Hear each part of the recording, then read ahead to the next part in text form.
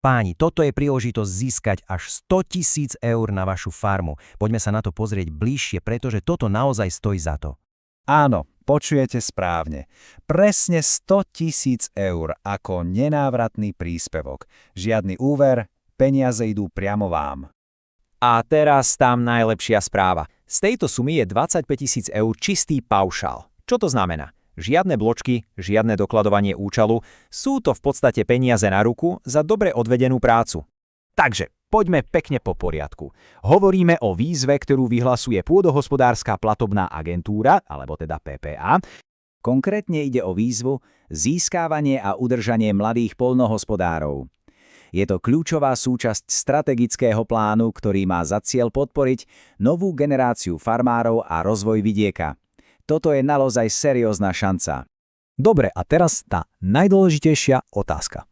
Kto vlastne môže o tieto peniaze žiadať? Sú tu 3 kľúčové podmienky. Poprvé vek. Nemôžete mať viac ako 40 rokov. Po druhé, váš podnik musí byť relatívne nový, založený po 1. januári 2021. A po tretie, potrebujete vzdelanie v poľnohospodárskom odbore. A práve to vzdelanie býva často kameňom úrazu. Čo ale robiť v prípade, ak tá správna škola v životopise jednoducho chýba? Znamená to koniec? Vôbec nie. A toto je kľúčové. Riešenie totiž existuje. Systém dovoluje, aby ste si potrebný kurz dorobili aj počas realizácie projektu. My v BLT Consulting presne vieme, ako nastaviť projekt tak, aby to prešlo. Skvelé. Takže, keď podmienky máme, poďme na tú najzaujímavejšiu časť.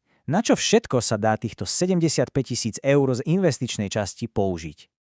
Presne tak. 75 000 eur je určených čisto na investície, ktoré vašu farmu naozaj postavia na nohy alebo ju zmodernizujú.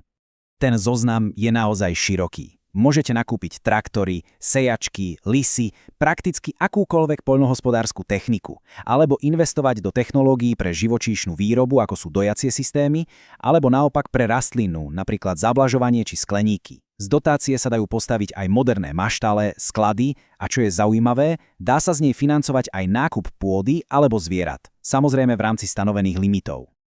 To znie naozaj fantasticky. Ale ako to už býva, určite sú tu aj nejaké pravidlá, ktoré treba dodržať. Presne tak. A tu poviem jednu vec úplne na rovinu. Ak plánujete z dotácie kúpiť bavoráka alebo pick-up na vozenie detí do školy, rovno na to zabudnite. PPA schvaľuje len stroje, ktoré na farme reálne pracujú. Čiže traktory, sejačky, lisy, áno, bez problémov. Ale osobné autá, vrátanie pick-upov a SUVčiek sú jasné nie. Rovnako aj bežné počítače či telefóny. Platobná agentúra jednoducho rozlišuje, čo je reálna potreba farmy a čo je vec osobného pohodzia. Dobre, myslím, že pravidlá sú jasné, takže ak sa niekto rozhodne, že do toho ide, aký je ďalší krok? Na čo si dať pozor? Najdôležitejší je čas. Deadline je síce 29. mája 2026, čo sa môže zdať ako ďaleko, ale verte mi, nie je. Kvalitný projekt sa nepíše cez noc a naše kapacity v BLT Consulting sa pred termínom vždy veľmi rýchlo plňa. Takže odkaz je jasný, nečakať na poslednú chvíľu. Čím skôr začnete, tým väčšiu šancu na úspech máte.